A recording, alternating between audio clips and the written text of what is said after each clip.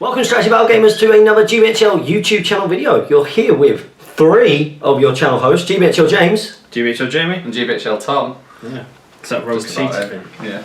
And he was that good at Speak Friendly Question, we've invited him back. Dave wasn't good enough. Not the other one though, didn't make the cut. He did not make the cut. I think that his GBHL status should be under review. Actually, I'm not so sure because I really enjoyed those Man of War battle They reports. were awesome. They were really cool. Man of War Adam. Yeah, Man of War Adam. I can't believe you two. I was hoping that you would both jump in when I was there to Damien, like, oh, I'm on eBay, like, check it out, and do what you did to him with the War Master and say, James, you'll never play it, don't buy it. And neither of you did it. Yeah, no. So have you bought some?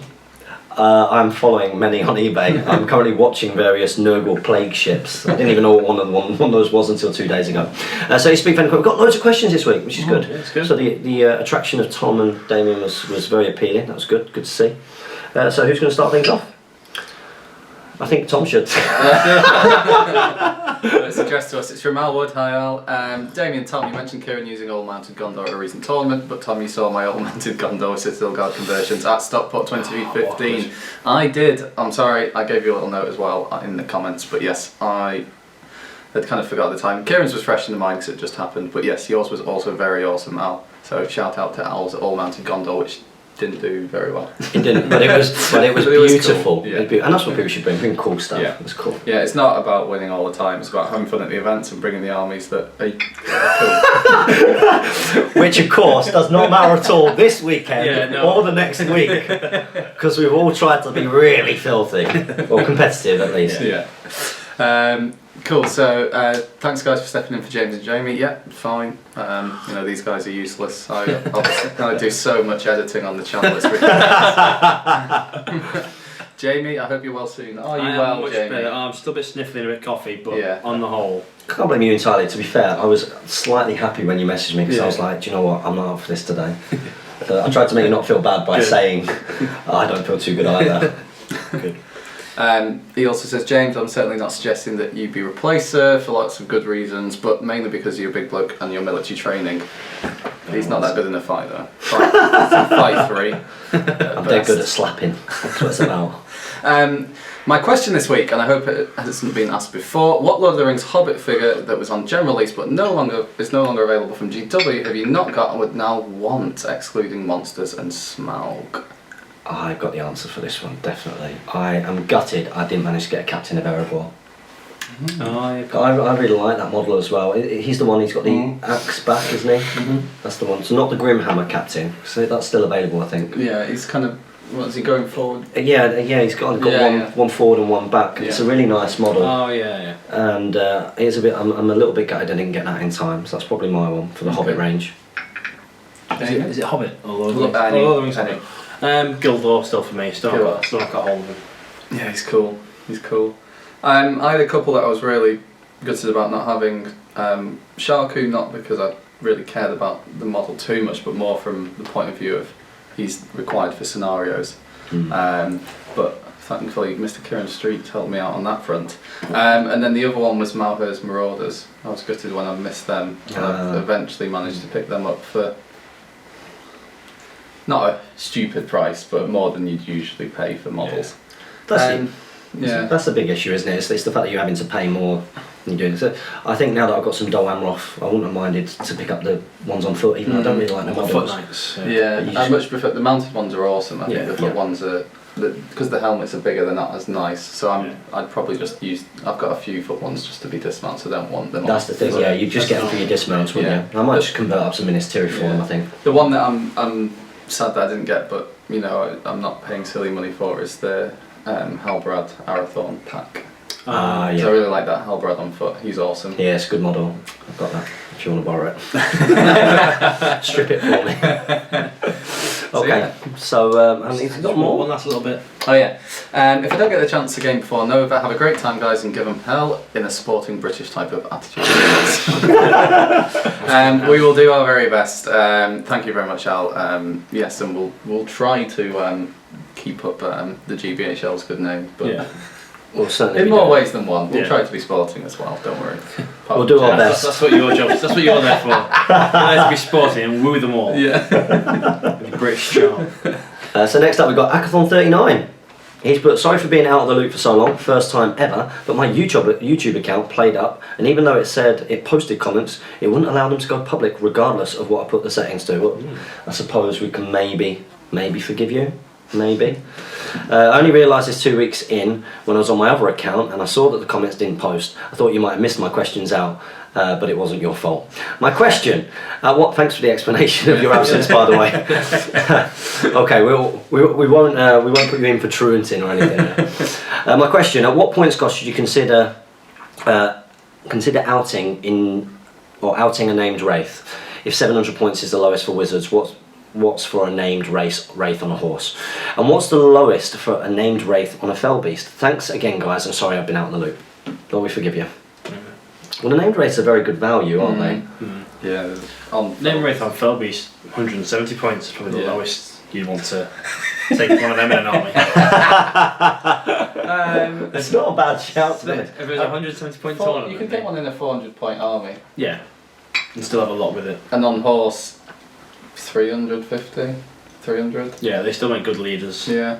If you took, say, the Undying on horse, a Taskmaster, and then lots of Moranans, that would be a tough list at 350. Yeah. They're very good value, and then of course the opportunity to take the fell beast as well, which is so underpriced for what you ridiculous. get. You know, so that's the thing. If you can get them in, and you want that kind of force, get them in. Yeah, Unless, of course, Tom, you did. I love it. That was really good when you're going around. All of those, there was loads. Yeah, though. that was ridiculous. So many. I think there was 11 at that tournament. 11 fell beasts, I unbelievable. played double fell beast followed by double fell beast followed by fell beast and all here.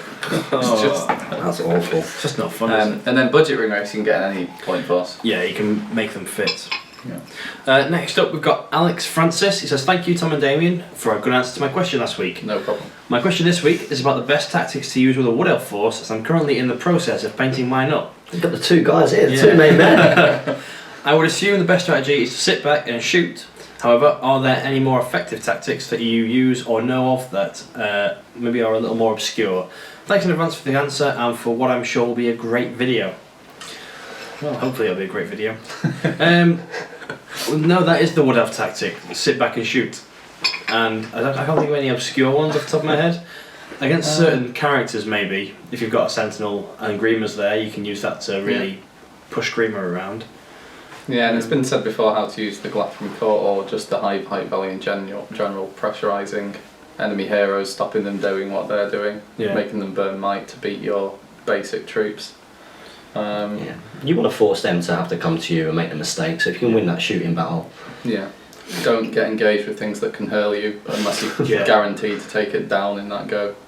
That's a big thing because you can be absolutely ruined by that. One hurl can just ruin the game for you. Sorcerer's Blast is nasty as well. Yeah, you can't defend from that one either. No, unless you've got Galadriel immobilising, that's about it. Well, I hope I've got good Wood Elf tactics because I've used them for a long time. Did you use them and then win Throne of Skulls? Yeah, and Preston. And Preston. And Preston, yeah. So fingers crossed. Yeah. Gonna bring back. Are you using them for this weekend?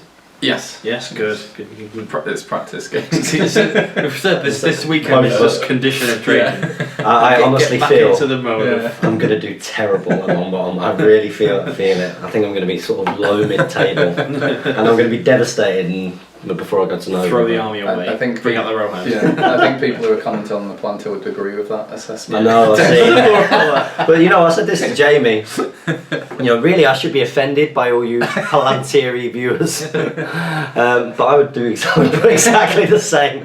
Because what you go on is you go on form and you go on sort of tournament wins. Not played that often this year. I've not played hardly at all, and I can tell when I have played. It makes a huge difference to stay in the game. Okay, so we've got another question, and this one's from Akron39. Again, is it back to me? Yeah, back to you. Okay, because his questions haven't come through recently, he's going to post some more that didn't post previously. Number one is the Eastland Cataphract's drum. Do you need it to heroic march? Good work. Good dodge. Yeah. So can you do it at the same time as you can do. Yes, you can, can't you? Because that's how I messed you it made the biggest me. If you do it In with Reconnoiter, you flew down the board. God, that's ages It ago. was horrific. Think about how long ago that is now. That's a couple of years ago. Year and a half ago, Yeah. At least. if that. You can, and it makes you move much faster than you expect. For those of you that don't understand the reference, there was a game of Recon, and not realising that Jamie had more troops, he kind of heroic marched and drummed far too far, so Jamie just walked past him. I had to swing right. I kind of did the whole lap You of the board. came back round, and I think there was like one cheeky blow shot pipe on Amder, got a wound. It was like. Dexter Legolas does That that. was a terrible game. Oh dear. And then he's got another question. 2. What's the best way to use Camult on a fell beast? Eat everything. In a pure Easterling force, no canned. He is combaty, however, is he still worth popping off the odd sap, whirl and immobilise the enemy hero, then rend?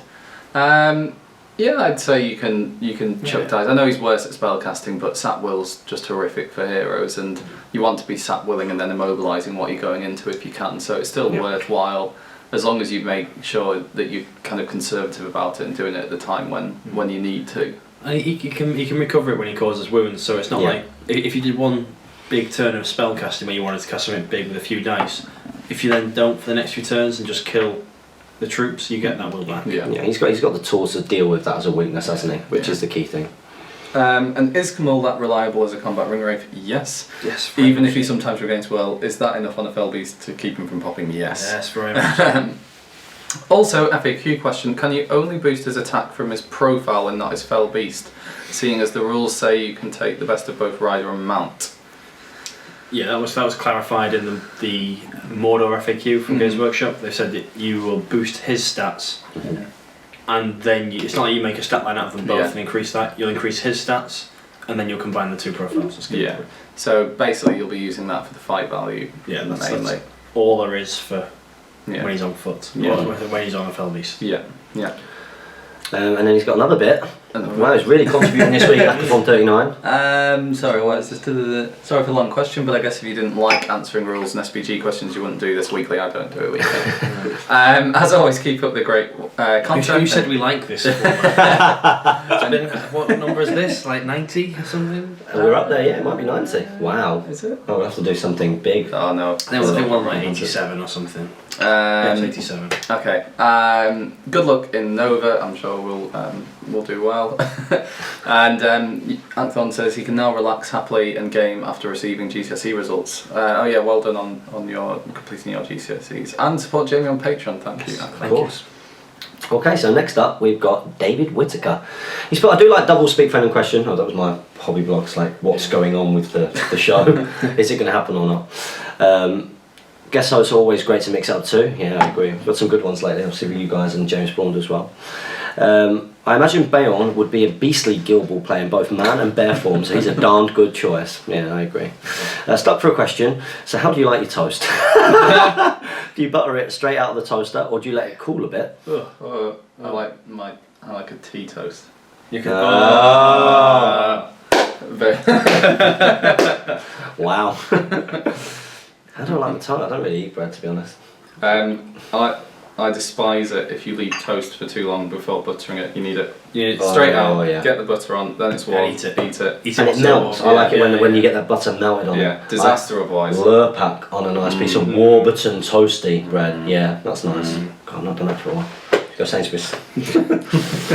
Have you ever done the cold toast dance in order to speed up the toast making process? I think that's just you, buddy. Yeah. Now you put jam. What flavour? Strawberry. Strawberry. Raspberry. Southern. Wow. Maybe Nutella. Nutella's nice. Yeah, Nutella. Not Marmite. No, not Marmite. Agreed. Yeah, well, it's okay. 18 questions isn't on, but well done for generating 2 hours plus of content from it. Oh dear. Good stuff. We post the same thing, it's gone through test. David Whitaker's comments tend to come through twice nowadays. How interesting. It's good, it's extra stats. Yeah. Yeah, it's good for us.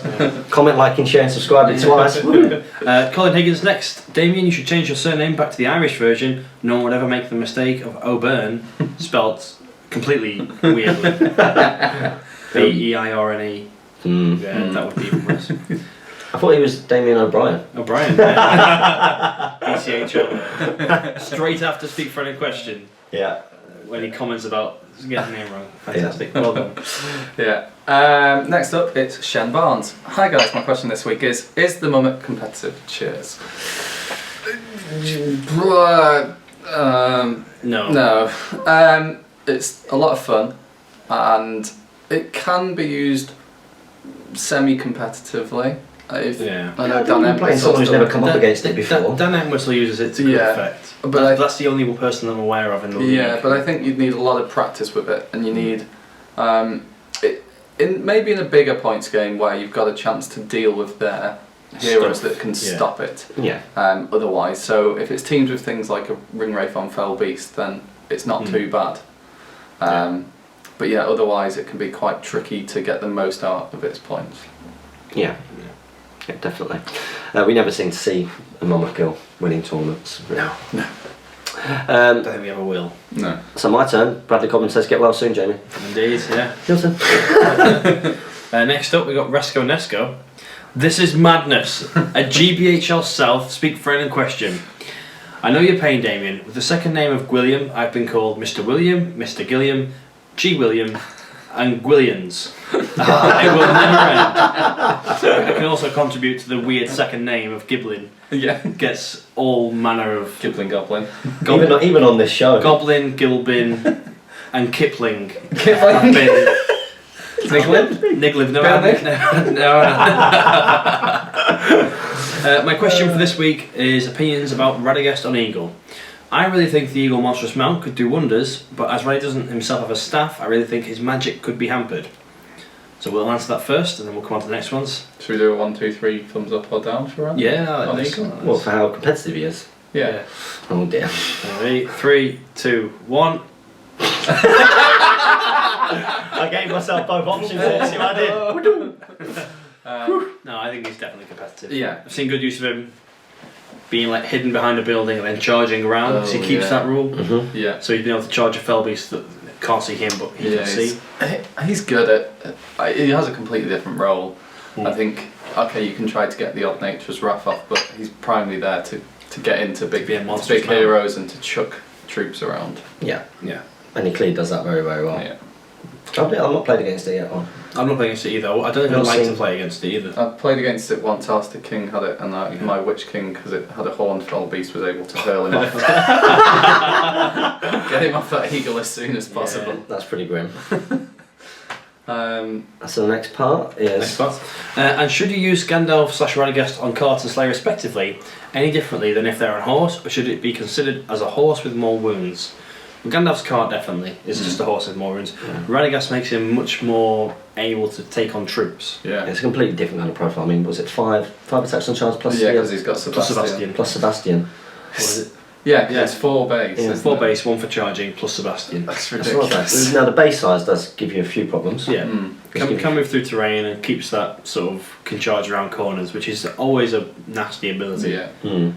And I've seen some people use it to good effect, but again, it never seems to quite do it. Yeah, it can get trapped quite easily in its low defense. Yeah. So, but yeah, it's pretty good still. So yeah, if you're going for that kind of fun wizards on their toys, then that's quite cool. Yeah, and it's very, very different to just having it on a horse. Yes. For sure. And Radagast, it's not just about whether he's on a horse, he's obviously completely different on foot. You know, because when he's on a horse, you're not getting that whole elven cloak thing and hiding behind stuff. And yeah, he's got 4 very different roles depending on what you're taking with Radagast. It's he's become probably the most versatile wizard. Yeah. You can be everything. Which is very interesting.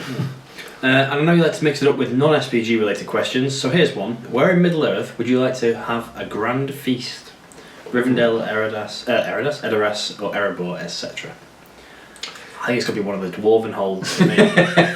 Salted pork and mead flowing. And I'm going for Bag End. I was about to say the Shire. Yeah, some good food there. Yeah. Sausages and cheese and Sausages and cheese. just that'll do me. Yeah, I'm going for the Shire. I know it's a long comment, but at least it's not an army list. It's very true. But with all the content the GBHL team have been putting out lately, I think it's deserved. Thank you, and get better soon, Jamie. Oh, thank you. Thank you. Everyone seems to want you to get better, Jamie. That's good. Everyone seems really concerned. Yes! Oh, it's a avoided. It's the Norwegian Viking Andreas. Hi guys, Yeah. first ever army list question. Am I right? Have I jumped in at the wrong place? No, you're right. I'm right. What do you think of this list? And say it's to say it first, it's cheesy. Okay, for 700 points, you have taken the Shadow Lord, 8 Blackguard, 3 Orc Warriors with Spear and Shield. Then Captain of the Blackguard with Banner, 7 Blackguard, and then a Mordor Orc Taskmaster, 12 Orc Warriors with a Spear. And then an Uruk-hai Shaman with armour, and then Shade. I think that's it. The shade as well. Shade as well. Oh no. Oh no. Oh. It sounds horrific. Something a lot less interested in this army list. Yeah. Considering dropping a few Blackguard for a few Dead Marsh Spectres, how about drop the Shade for Dead Marsh Spectres? No, I think keep the Blackguard in there because that makes the Uruk-hai Shaman more worthwhile. Definitely. It's affecting more It's stuff. pretty awful. Are you bringing that to Stockport next year? He's coming over. Was it good? I believe he's coming over in April. There's a couple of you from Norway. Coming over. He'd need to have his Shadow Lord on horse or something then, wouldn't he? Because he's not got 250 points here or there. The Shades. Oh no, he's not coming to this one. In here, he'd be looking to come. Oh, right. Okay. Right. He's looking to come next year. Well, I'll do a 600 point list then. Yeah. But this. Drop the shade. I mean, it'll do well. The thing that it'll struggle against is other ring wraiths being able to shut down your Shaman, at least. Shut down the Shaman. And Shut then- down. The Shade. Yeah, the Shade. Some effects, yeah. Yeah. But I think it'll do well. Yeah, pretty nasty that Yeah. Norwegian That Viking. Fight 4 and strength 5. Yeah, is- it may struggle at games where you have to split up with the Shadow Lord and Shade, so things like Domination, it may struggle. It's quite low numbers as well. So thanks for that comment, Andreas. Next up we've got Josh Triffitt. He's put, hey James and Jamie, I hope Jamie is feeling better. Yeah, he I is. am, thank you. What is the best way to make a Minas Tirith army more competitive, as I love using them and have mixed success at tournaments? Keep up the good work, Josh Triffitt. You do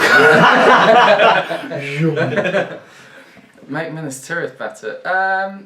I mean, they're good defence.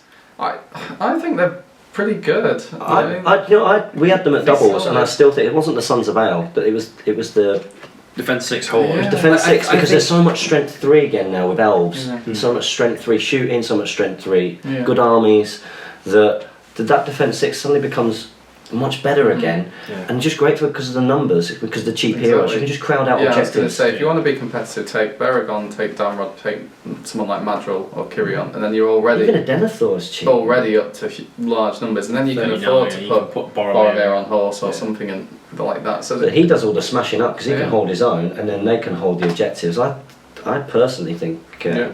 And I think the Knights, I mean, okay, the fight value's not great, but the Lancers make them pretty good. Yeah, you put them in with like a few of them on the flanks. Yeah. And Yeah. Citadel Guard Bowmen are really good with their strength 3 bows.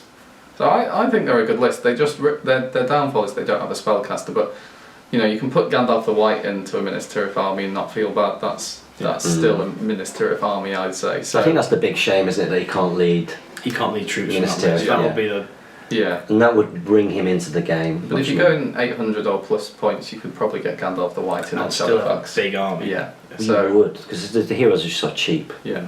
So maybe try that out. Okay, good stuff. So next up we've got Joseph Harley. It says, hi guys, Tom, Damien, or Jamie, or James, or whoever you are. I'm back in the loop at long last. My question this week is, are you going to do anything special for the 100th Speak Friendly question? I was thinking some sort of blast from the past thing where you react to all videos. Also, my Hobbit SBG blog is now up and running and actually has some half decent articles on it, and I'd really appreciate your feedback. Keep up the great work content, and I hope I get well soon. I get well soon. I am better, thank you. What is your Hobbit SBG blog? Does it have a name, or is that what it's called? Comment next week and we'll do a scouring or something. Certainly will do. And will we do anything special for the 100th? Probably not. No, he does. We'll be really disorganised. I think we should do. We should do something. We'll try and think of something. Get some tire. Get some cake. Okay, Sure. they did a Candle party and a cake. popper, didn't they? Oh, that candle. Candle. I thought you blew it very well. Cut.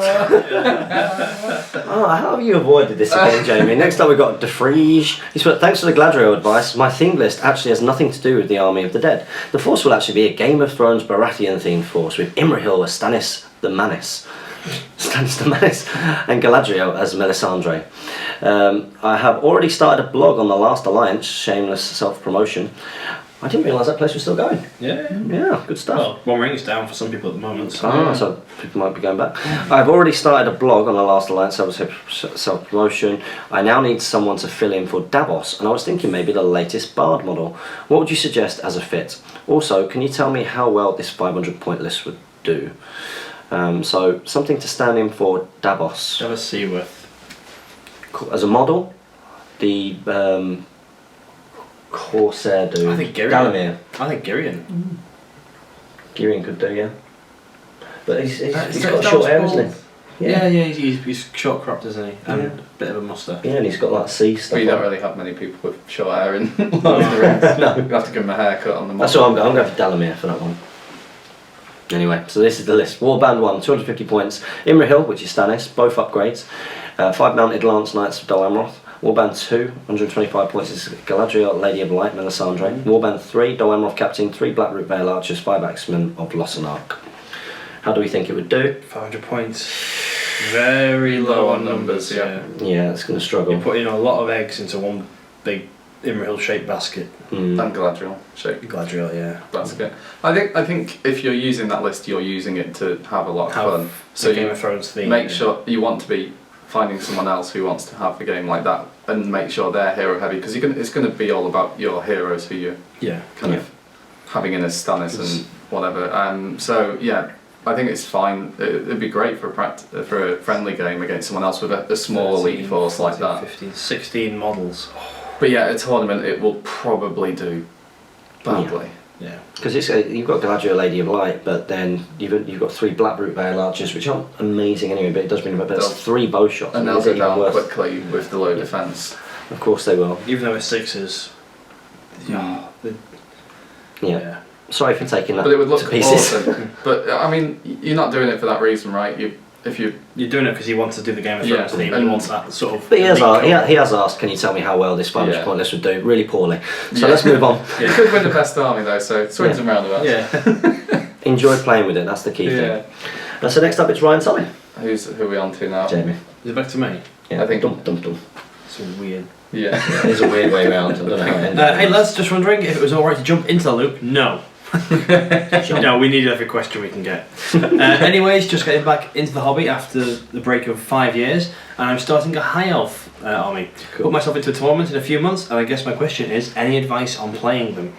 Which tournament you booked into? Yeah, let us know. And what kind of high elves? Have you gone for the old Rivendell list or you gone for a new? Rivendell Knights. Yeah. Which way have you gone? But with the old, let's talk about the old one because the new one's pretty much straightforward. You max out on the only things you can say really. Rivendell Knight Captains and Rivendell. Again, the same for the Rivendell Knights. You just go full warbands, defense 6. Get a third of your bows with your. Yeah. Oh, I'm considering. Like, do you still go full through with 1/3 bows with high elf army? With a high elf army? Yeah, I still would do. To make the most out of your strength 3 bows. Yeah, And you got the defense. I mean, You have defense 5. It's an expensive elite army, but it is a good army. I mean, the toss-ups who you take as your heroes. That's the big choice. It's the heroes that do the big Do you jobs. take Gil-galad or Glorfindel or the twins? The twins and someone And else. then as your cheap one, do you take Arwen or do you take Aristor? The captain's Never not care worth then. it. Never care. Unless you really like his fluff. Yeah. He got blinding light, so. We were talking about him in the Fall of the Necromancer week. If you've made him 50 I took him points, to a game, can you remember that? against J2. Yeah, I had Kieran and it was completely wasted because because there was no bows in his army. He's just unarmed. Yeah. Oh, it's terrible. Yeah, high elves. I mean, I've seen them used very well with the. If you can get the defense 6 front line in as well, they can be very tough to break down. Yeah. High fight, high defense. It's just expensive, so things you'll miss out on are the numbers and a bit of manoeuvrability at times. But I think with the high elves, it's well worth getting the banner in if you can. Yeah. If you can, just because you need that reroll to keep your numbers. Yeah, because you're such a small army. Yeah. Usually. You benefit from that so much more, have a higher fight. Yeah, the hard thing is getting might in with your small numbers, so the twins are really good for that because they bring 6 might. And can probably kill 2 models a turn reliably if they're mounted. Yeah. Okie dokie. So thanks very much for that, Ryan, and welcome to the loop. Next up we've got Jack Hartwell. But thank you for answering my question last week. Great to hear the different views. My question this week is, what are your opinions on Castellans of Dol Guldur?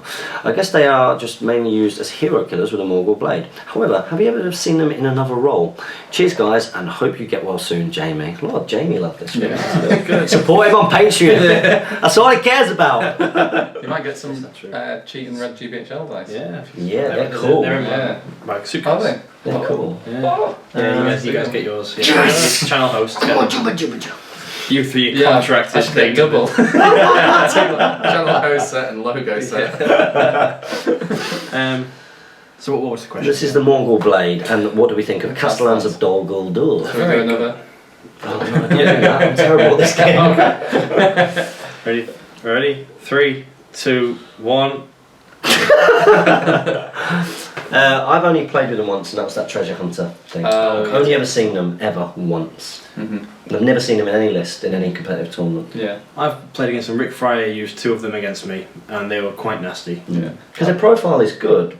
It's a good profile, but They're relatively cheap though now, 40 points. So I think. Yeah, they used to be 55. Yeah, I think they can be very good at just pressurising you once you've used your fate. what are they? The fight value. Fight 5, Fight Two five. attacks. 5, 2 Two attacks, attacks. defense 7. But there's 1 wound. But they've got 12 will and they can use that as fate. Use that as fate. And they have that ring wraith rule where if they've been in combat, they lose a will point. Yeah. Yeah. So you want to use them sparingly, get them into heroes and try to kill them off with the Morgul blade. Yeah. Yeah. So for that role, they're good, but don't tend to see them. Don't tend to see them. not. No, because they usually get like a last choice, aren't they? They're not the first thing you put into a list. They'll go like, I've got 100 points left. I don't have the models. 2 Morgul stalkers. No, Morgul Castellans. and Dogwood. Yeah, and I guess with ring rates and stuff about as well, you know, Yeah. that's going to obviously limit their effectiveness quite a bit. But yeah, they were cool to use in the Fall of the Necromancer back rep. Yeah, that's a very cool back rep. I really enjoyed that one. I've watched that twice. It's one of the few back reps I've watched multiple times. Could you just not believe Sterling Wargamer dice Yeah, I tallies? just wanted to keep watching. Yeah, good. 26s in that game. So. Yeah. And those guys said they're not broken as well. So next up we've got Richard Clemmer. Well, great episode, guys. It was really refreshing to have GBHL South do an episode. Thank you, Richard. That Gondor Dalamoth army was mine at the Seven Stones. I'm glad you guys liked it, the light blue too. Yes, we did. It was an awesome looking army. You guys think the same? Yeah, Yeah, it's nice. was that up for best painted? Well, because we did a vote for the best painted. In the end, it was the Lake Town Elf Alliance that won from Steve and Jay. I have a feeling I voted for that. The Dawn, Light blue Dalamoth. That cool. really sort I of. liked the colour scheme of it, but I think I voted for the yeah. because of all the conversions in Steve and Jay. Steve J's one. Yeah, all those conversions put axes on them. Anyway, moving on. My question is for GBHL Damien O'Brien. Hey. Wow. Damian O'Brien. Damian, yeah, sorry. Yeah, if you do have a stupid name, then that's your own fault, isn't it? Burdett will be around. Yep, he's not around. We're in his house though. It's just us in Damien's house. He likes to leave us here. Yeah. He doesn't really like spending time with us. So free terrain analysis. What is the best piece of scenery you've bought, and what is the favourite piece you have made? Damien actually goes ahead and answers. He's this. answered it. So what's he said? He's bought is probably the Warhammer Mighty Fortress back in about 1998 when you were what, 6, 7, Jamie? I was 7. Yeah, I was 8. I absolutely loved that thing and played tons of sieges over it back in the day. If we're talking exclusively SBG terrain, then I guess the Foreground Watchtower, but he hasn't assembled it yet. Coming to a hobby blog in the next few years, I'm sure. What about you guys? What about you? What have you bought that's been your favourite piece of terrain? My favourite one that I've bought is a piece from Rick Fryer, which is it's kind of a little Gondor type ruins with a mosaic courtyard. Well, checkered courtyard. It's cool. I'm going to join in with the Rick Fryer love here, and mine is definitely Meduseld. It's just epic. Yeah. It's epic, and it's just a shame we can't get into more games. But all the Rohan stuff's really awesome. Jimmy? For me, it's probably the actually not Lord of the Rings. It's a Guild Ball set of terrain. However, they work really nicely as like rough ground. Yeah. Because it's a resin base and it looks very 3D, but it's actually really flat. So your models lie kind Has this been on the flush channel? to it. It's been on the Patreon battle companies. You'll see it scattered around the boards. Okay. like you get, I think it was about 8 pieces in there pre-painted for about £25, which is really weird. I'm gonna say, like, you guys gotta get on Patreon to see this thing. That's well. It's awesome.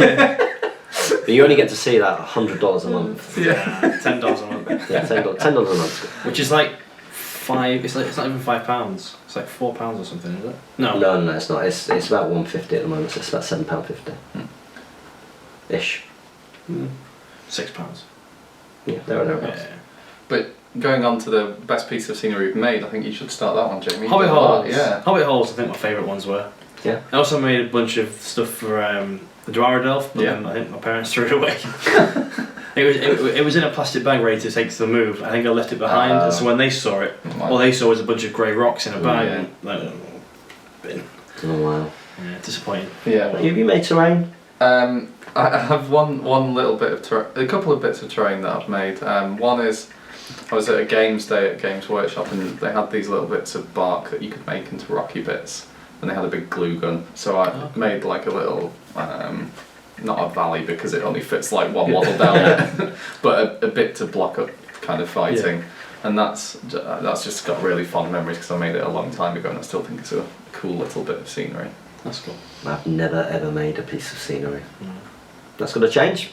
I'll do something next year, I think. Make something. Cheers for the question, Richard. Thank you very much, Richard. So next up we've got Cause I Like To. He's put, great video guys, not many questions, but I love the double speak planning question for the mixed views. Triple this time. My question is for whoever is presenting next week. I'm looking to start a YouTube channel, hopefully mainly Lord of the Rings SBG, as well as some 40k and Age of Sigmar. What do you guys suggest for starting one? I'm going to get James's camera to start off, but how can I start my subscriber count? Thanks guys, and get well soon, Jamie. There's so many get well soons. I know, there's a lot of Jamie love. Jamie, you should start on this one, I think.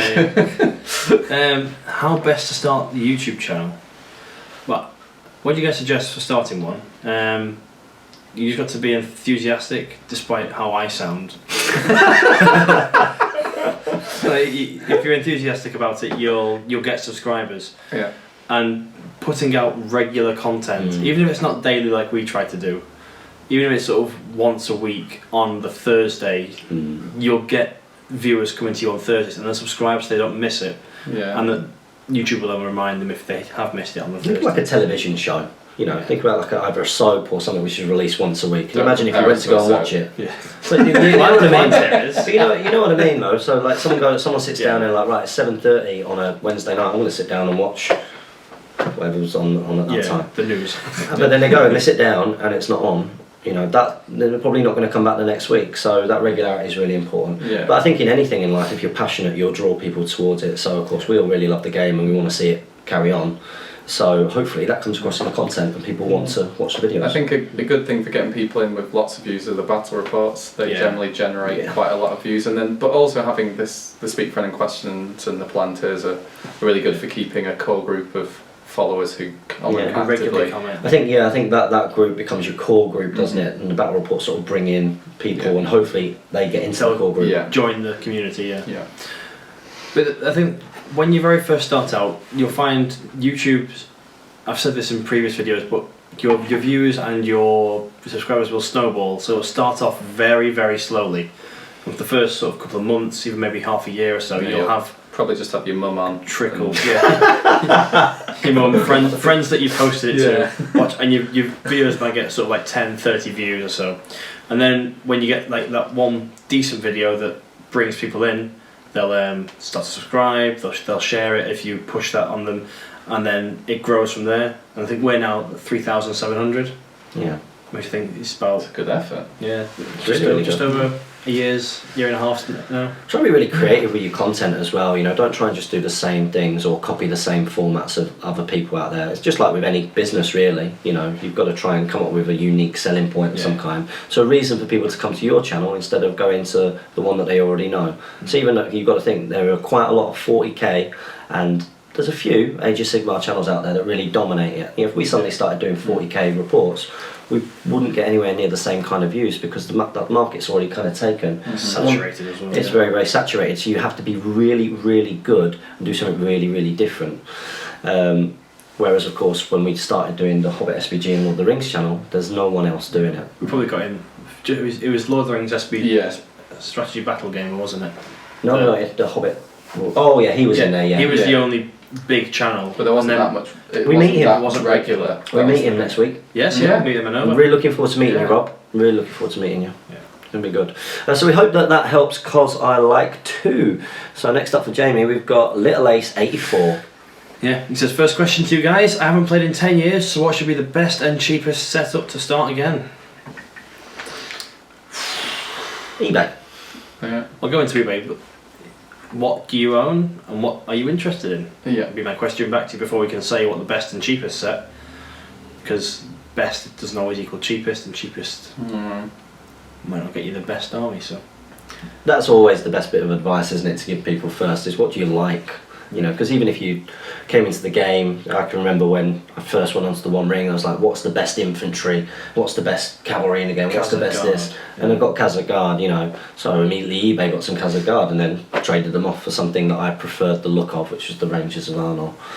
So it's much better to go down that route and then try and put it together. But sourcebook's always a good idea, try and pick up a rule book as well. Yeah. To get yourself going, do some army building. But they're not going to come cheap, some of those source books soon. So. No. Yeah, so ask us again next week with what you want to collect, and we can probably point you in the best place to get them.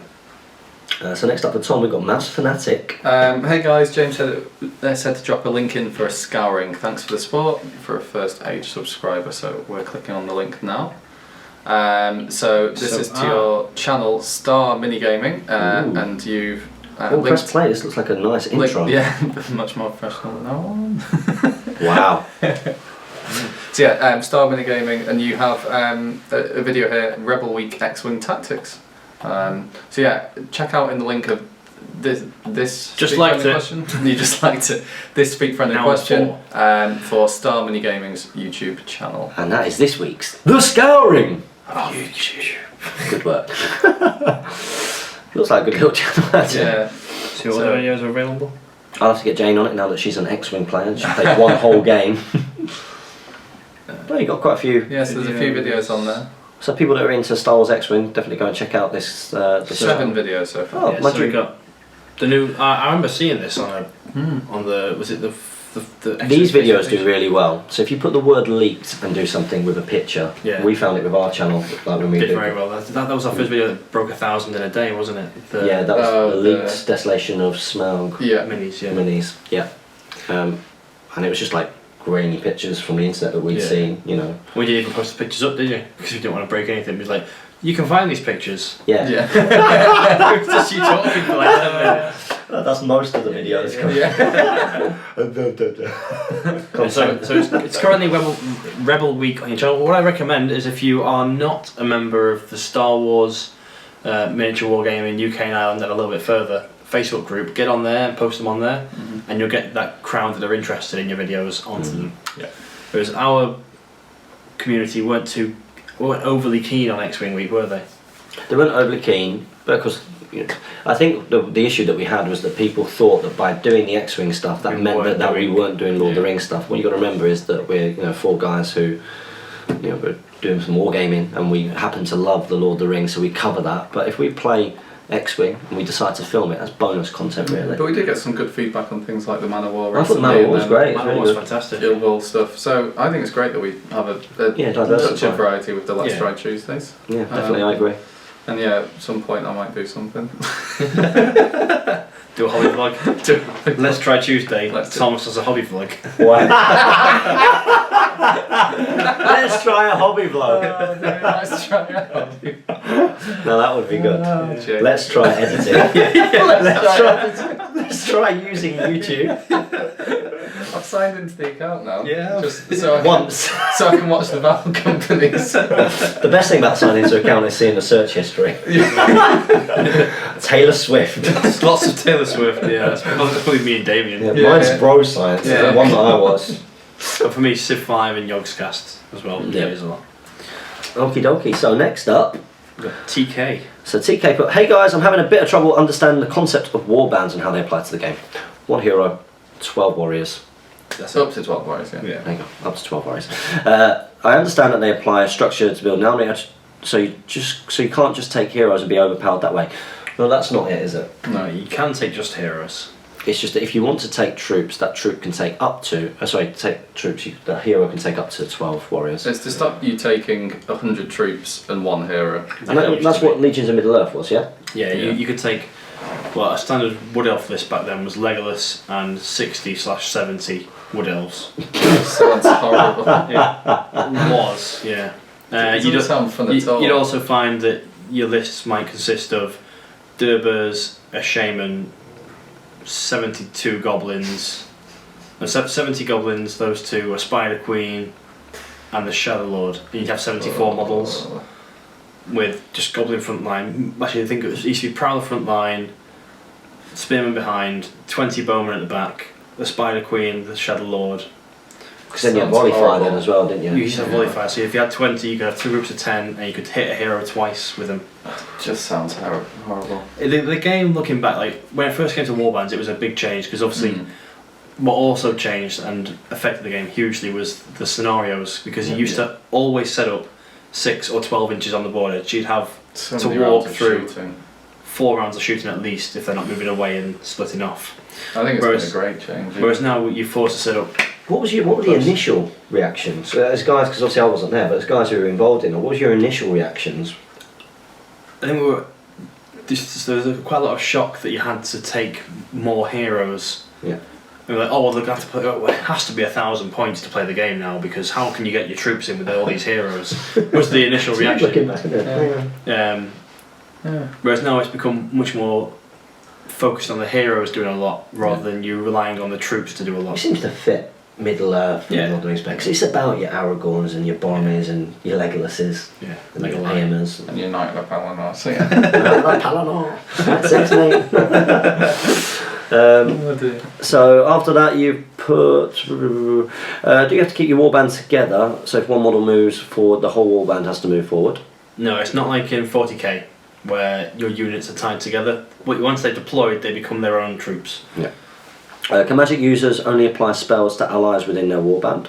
Nope, they can apply to your entire army. And do all members of the warband have to stay within 6 inches of the leader? Nope. Only when they deploy. Only on deployment, yeah. Any help is greatly appreciated. As always, great work. Thanks, Guy, as well. I hope that we were able to help you there. So next up, we've got Boz or Wazza. Is it back to me? It certainly is. This is my first question. I guess I'm in the loop now. Woo, welcome to Loop. My question is for James. Oh no. What are your I think this is about one for Tom. But what are your thoughts on gambling with the Royal Standard? I'm not interested in a super competitive list, but I want to be able to win a few games with a cool theme.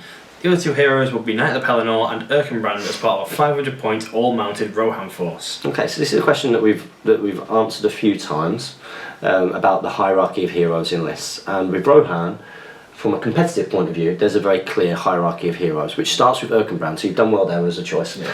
Knight of the Pelennor is a very good choice for your combat guy, and he's got all the 3s in the right places and can do a lot.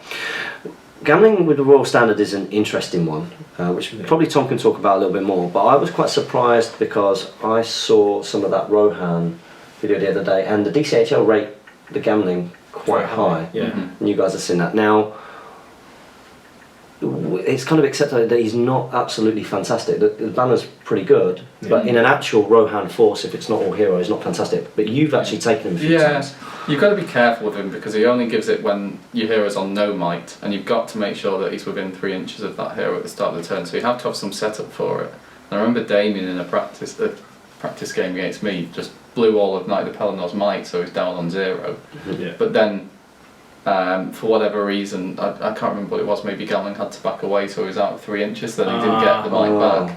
And then Knight of the Pelennor was then stuck because he'd done all these heroic combats to burn up his might deliberately. He was out on his own and died.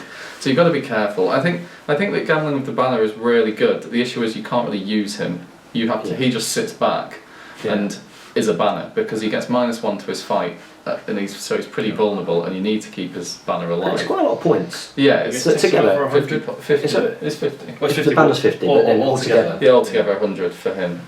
Which is quite a lot. Yeah, but I've had good success with him on foot. Having him together with Theoden, that worked really well because I just used Theoden to heroic march in the first couple of turns, get rid of his might, and then just used the rest to either heroic move if I needed to, or otherwise just throw a heroic combat in.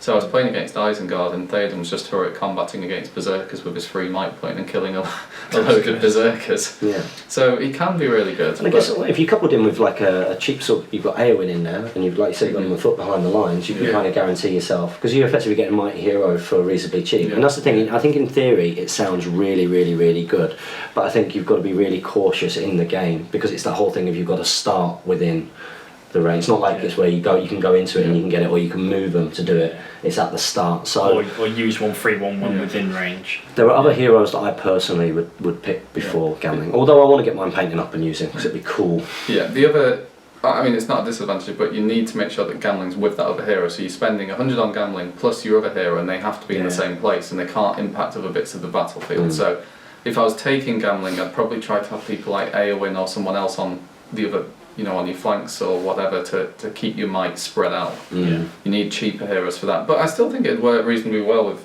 Erkenbrand, Eomer and Gambling. It's not a bad list. No, it's not terrible. It'll still be good. It's not terrible. The number of troops you take is going to be impacted because they're very expensive. Erkenbrand's not, but then you've Yeah, you're not going to get even a 500 point Yeah. list. It's too expensive on your heroes, Yeah, by far.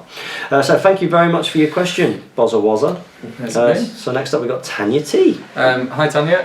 Hi, I'm wondering what factions you will be playing in the next series of Battle Companies. Also, you're planning on doing some filming whilst at the Nova Open. Yes. So this is exclusive. This is the first time. This is breaking news. I think it's breaking news for us as well. Yeah. We finally decided on our lists. Yeah. So Tom, do you want to explain what we're doing? For the Battle Companies? Yes. Maybe. It's like, I don't know what's going on. We're trying to do a four-way Battle Companies where we're going to have two good sides and two evil sides, and we're trying to all be from the Hobbit era. So we're going to have dwarves, so Erebor dwarves, we're going to have elves, and then we're going to have kind of hunter or Gundabats, and then wargs, spiders, as the kind of gist. And I think the story is going to be that these four armies go off, do their own little story, and then come together and have a kind of small battle of the five armies together at the end. Cool. So that's what we're going for, and we're going to start filming soon. Yeah, we're filming today. Yeah. So we'll probably are we going to do the final battle as a doubles match, or as? Yeah, I thought it might be the dwarves versus evil and evil. That's a good idea. Yeah. I'm up for that. Yeah. That should be good. Yeah. So yeah, there you go. That's breaking news, and we are doing some filming at the Nova Open. Definitely be doing some filming, even if it's sort of like my hobby vlog from the BritCon, where it's just videoing what's going on and how we're doing during the day. It's like a journey vlog, isn't it? Yeah, that's what my BritCon was. It was a sort of a dry run of what I'd be hoping to do for Nova. So I thought it worked quite well. No, I liked it. Sunday I think morning, mine is going to be completely boring today. We are in our service station. I have just woken up. I am picking Jamie up. Here he is coming out of his house. Look, here's Tom. And all edited out. And yeah, we should be doing some battle reports for the DCHL guys. So I think about half will be on our channel, half will be on their channel. Yeah. But that should be really cool. I'm really looking forward to getting some good games in with the guys. Some nice theme games on Archrice boards. Yeah, oh my word. And then we'll steal the boards and knock them out. Run quick, back to Blighty. Go with the boards. Bring it up. We're not going to win the games. I've got a better plan. Just kidnap. Kidnap. That's right. You just force him to make us terrain. There's a better idea. Should we bring an extra large suitcase? Dear. So yeah, thanks for that question, Tanya. But yeah, hopefully we'll give you a lot of good content after the Nova Open with both the Battle Companies and the Nova stuff. Brilliant stuff. So next up we've got Spiral Project. And he says, great video guys, keep up the good work. What is this? Tom and Damien, I'll speak for our question, O-face. O-face? It's Tom's face. Tom's face when he blows the candle. This is South-run infiltration beyond the virtual wall. They are now in the lawless land, cold and racked with wights and wildlings, O-face. I couldn't think of a story-related question, so here goes. How do you think lore behind a hobby such as our own affects the amount of newcomers we gain? Does this amount of information put off newcomers, and does it further encourage them because they already have a knowledge of the characters and read more, or inspired to recreate scenarios from the fluff? I asked this because there are other games akin to our own that have very little in the way of fluff compared to Lord of the Rings, and was intrigued to see what your opinions were on how it affected the players' interest in the game. Sorry for the long question, if it is Jamie reading it, and I hope this all made sense. Keep up the good work and happy hobbying. Thank you very much. Yeah. Jamie? So, how do you think lore behind the hobby such as ours affects the amount of newcomers we gain? Well, I don't think the lore as such affects newcomers into the game. I think it was the films, especially Lord of the Rings, that brought everybody into our game and got them an army to begin the with. marketing of that, the imagery of that. Yeah.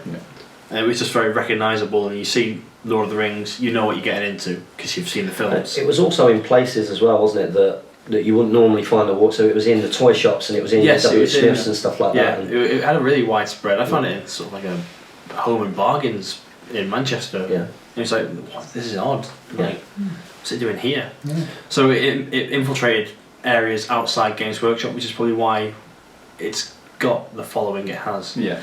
As for other games that have a similar concept but are their own IP, like there's one at the moment called Frostgrave. I'm not sure if you guys have seen that. I've seen it. Yeah, it looks cool. It looks cool. It looks sort of Lord of the Rings-esque. It's based on sort of adventurers in the medieval era, but because it's got its completely own IP, you don't have that instant connection to it. So you're investing in learning a new world that you don't have a connection to.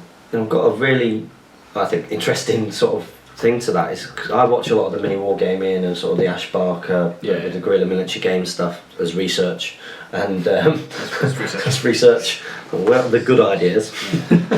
But one thing that they mention when they talk about Lord of the Rings and the Hobbit, especially on mini wargaming, is that they find, this is their opinion, I disagree with it myself, is that they find the lore and the fluff element limiting. They find it quite restricted because I think one of the things that they say is that it plays out a little bit more for them like a historical game because you're playing with the characters that you know what happens to it. So they're not able to actually separate in their minds away from the fluff and the scenarios, and it doesn't feel right that Aragorn goes down to a few goblins and stuff, even though it's that kind of game. And one thing that they really like about games like Warhammer 40k is that the fluff is there, but you can make up your own. So you make up your own story within the story, which is tougher, I think, with Lord of the Rings. And I think that a lot of people would do that in a good way. Other people would do it put in Lord of the Rings term, would put a shade in and make up their own fluff for it. Yeah. People do that. So there is the bad side of the coin for that one. Of course there is, definitely. But it is an interesting point. So, thank you very much for your question. Okay, so next up we've got David Whittaker. Is it me? It is. Yeah, it's going this way. No. It's a list question, that's why it's the no. Hi David. Next tournament I'll be at will be 500 points. So here's some army lists, each with a bit of Mansfield theme. then. Yeah, so list 1 is the White Tower. Faramir with armour, shield, lance and horse. Kirion, Baragon and Pippin. Pippin for life. Yeah. 5 knights administrative with shield, 5 warriors with spear and shield, 1 warrior with banner, 6 fountain guard with shield, 6 citadel guard with bows, 3 citadel guard with spears. I wanted to avoid going all fountain court and guard and use some of the other models. Kirion is a favourite of mine too. Hashtag Pippin for life. Warbands probably will be Faramir with knights and archers, then the rest split into shield walls with Beza, and Boromir and Kirion. Is Boromir in that list? Oh no, it's Beragond. Beza. Yeah. Oh, Beza, Beragond, sorry. Bozza. Beza. I'm not down with this lingo. Beza and Cedar. Yeah. I think it's an alright list. It's pretty solid. I think it'll be quite fun. You've got the knights in there for a bit of variety. Faramir will be good with his armour, shield, lance and horse. Yeah. I guess you've got a drop with Pippin. Yeah. Yep. And Pippin's just great fun. Yeah. That's a nice little list. Yeah. List 2. List number 2 is all mounted, and it's Rohan and a bit of an alliance. It's Erkenbrand on horse, Éomer, the martial version, on a horse with shield, 12 red shields, and then Faramir, armour, horse, shield and lance, 5 knights with shield, low model count, but 9 might on mounted heroes. Mostly fight 4 from the Rohan, and the knights can help with taking out armour with their lances. What do you think? I think that it is a very low model count. Like, I know that you've got your 12 bow shot. You really are going to have to skirmish your enemy down with those 12 bow shots before you think about going in. And your heroes are going to have to do a lot, because it won't take much, especially in the early game, for you to be overwhelmed with the counter charge, which is always going to come down to that 50-50 roll off. Yeah, it might be worth to, removing AMS and putting AOWIN mounted in. So you've got that kind of the same role, but take more. Especially at 500 points, I think that would work quite well. You've got Faramir then as your leader, maybe. And then, just get more red shields in, I would say then. Yeah, just the low model count is what concerns me. If 500 points, if you can get over the even if you get sort of 21, 22 with your cavalry, then you might be okay. But you do need to be able to get the enemy either pinned down or drag them apart, so you can isolate parts of them with your cavalry, I would say. So thanks very much, David Whittaker. So next up we've got Jesse H. He's got apologies for no question last week. I'm only fresh in the loop, so please forgive me. Do we forgive her? No. No. Okay. I did not know when you guys record Speak Friendly Question. Plus, in Australia, days and time zones can become a headache. My question this week is, what do you need to watch out for when playing with Gandalf and Bilbo? I plan on mounting both for a couple of points matches, and apart from them being a bit squishy and poor in close combat, is there anything else I should keep an eye out for? Thanks again. Yes, it depends on what else is with them, but typically Gandalf will be mobilising heroes, blasting troops if there's no worthwhile heroes to mobilise. And Bilbo will be Pair him with another hero. He's an assassin. He'll put the ring on, not be affected by it, and will effectively transfix a hero. So you've got a lot of sort of counters to people there. Yeah, good way of shutting down heroes. Yeah. So when you say what you need to watch out for when playing with them, I guess the thing to watch out for is that they're on, Gandalf's one attack, Bilbo's still quite vulnerable even with the ring. Yeah. When he gets, if they're both isolated, they can both go down quickly. In a turn, yeah. So you've got to protect them, but if they're protected and they're doing what they need to do, then it can be really good. Yeah. Okay, so thanks very much for that, Jesse H. So next up we've got Kurt Leach. He says, would the Golden King of Abracan, your favourite model, with his throne, give victory points to the death because it counts as a banner? No. Only physical flags give you the points. Yeah, it has to be down as under war gear options. Yeah. Say banner. That's the only way you get it.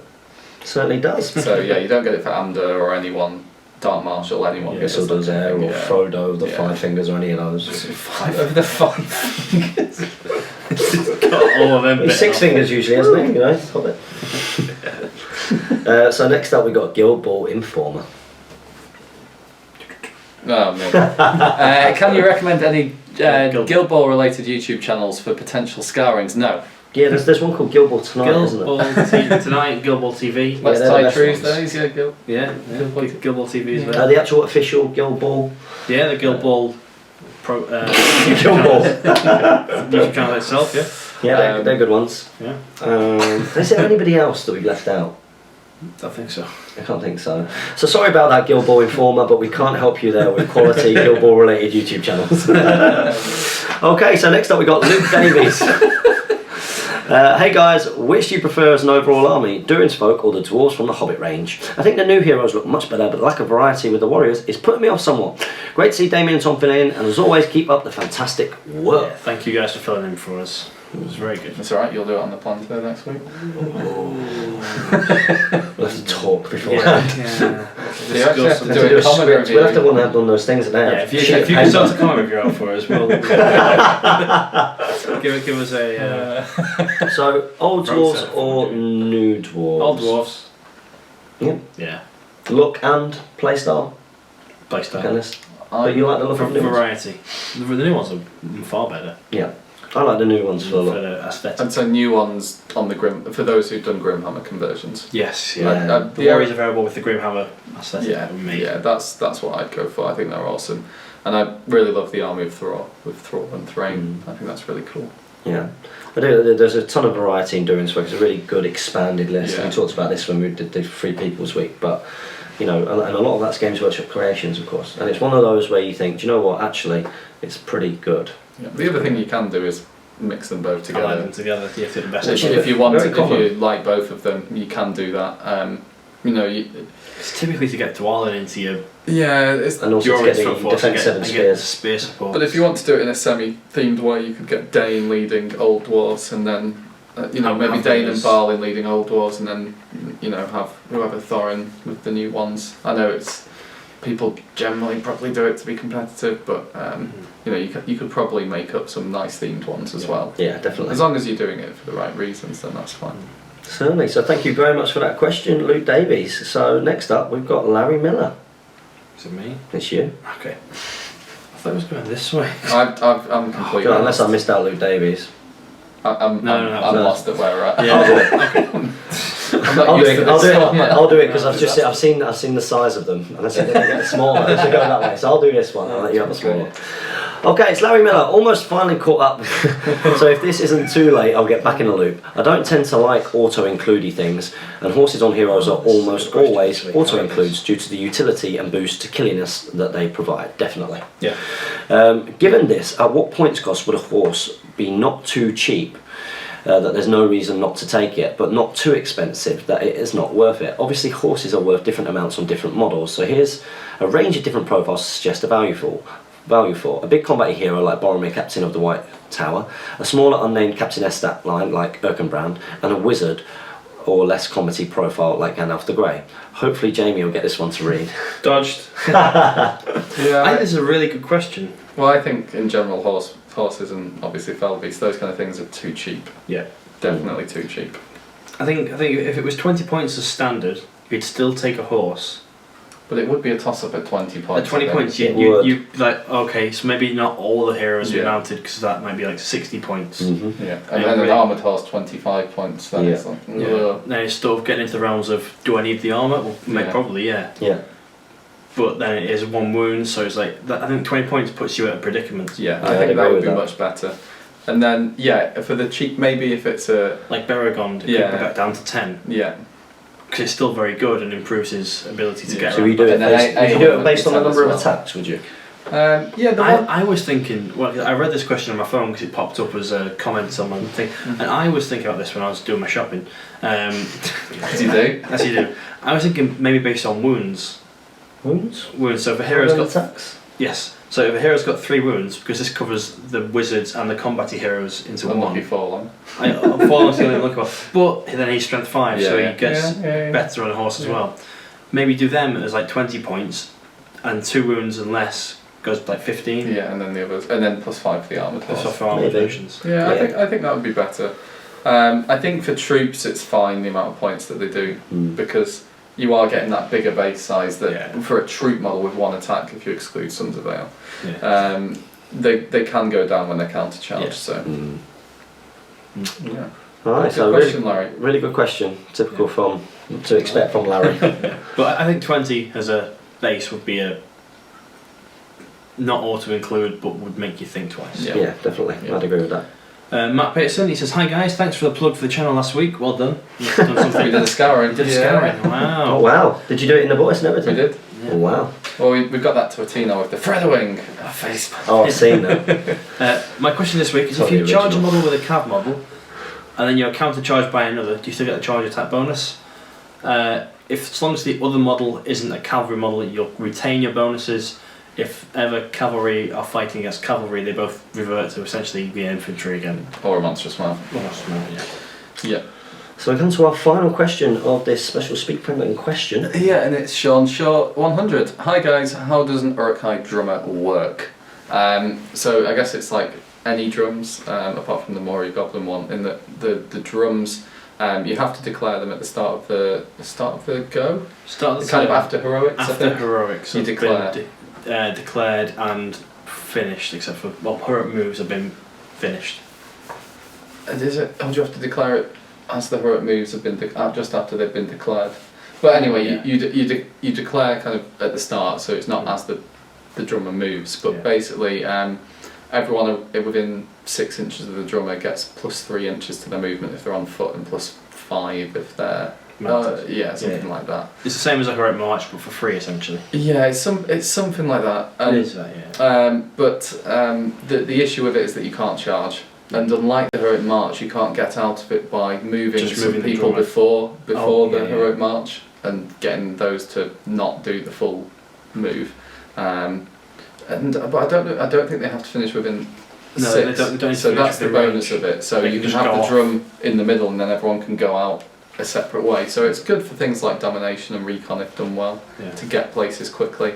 And it can be good against shooty armies. So Just to boost your speed to get there. yeah, if you've got a very combaty army, drums can be really useful. Just to rush forward. But then they're a bit useless after that. Once you've hit combat, not very great. Well, I remember using I'm running an orc horde against some dwarves, Mhm. and our lines got really close together. Like they ran forwards, just in front of my line, and it was like, well, either this turn I charge, but I think I actually sounded the drum Mhm. and moved the line 9 inches around, Mm. and then the next turn, the dwarves had got priority and charged what they could in, and I was able to You then ran just round. jump onto them. It was a really nice little thing. 'Cause he wasn't expecting it, Yeah. and I was like, oh, it worked. Yeah. That's really It was cool. really I've had good success with the Cataphracts drummer. Not in Fantastic. the game against Jamie, but against Alistair King's dwarves, it was a domination game. So he'd set up half his army on one side and half on the other. Yeah. So I just drummed my entire army to his side with the Yeah. nasty stuff like Vault Wardens, killed them all before he could get back across with his Yeah. dwarves to stop me. So they can be really useful in that respect. Just get you somewhere stupidly quick. Yeah. How far is it they go on cavalry? Is it 20 inches? What with the With Cataphracts cataphracts, drum and marching, yeah, it's something horrific how fast they yeah, move. +5. Too yeah. fast, I think you would say. Yeah, I can't remember if the drum does do the +5 cavalry. That It might does, just it be a does, march. it does. Okay. Because I remember the orc trackers Yeah. on wild, you get to move, what is it, 7.5 and Mm. shoot, which is better than Okay. normal. My favourite drummer though is the Mordor troll with a drum, because the drum there is only 20 points, It's a and you've 12 already inch got range. you've already got a troll with it, and he doesn't get any penalties, and that's really good. He used to be completely different, didn't he? He used to be a Yeah, banner, banner, which and he wasn't- used to get the -1. Yeah, so he wasn't as good because he got the -1, but with the drum, I like taking him if It's a lovely model as well. Yeah. Take It's a him. very, very nice model. So that brings us to the end of this Speak Friendly question. Mm. We're all done. An hour and 11 minutes, so it wraps it up pretty That's nicely. pretty good, yeah. That's pretty good, which means that we're going to have plenty of time to film some more content for you guys. So we'll wrap this up. Don't forget to comment, like, share and subscribe. Support your Hobbit hobby, like us on Facebook, follow us on Twitter, and support us on Patreon. Yeah, support him on Patreon. I'm lost. I usually do that, but yeah.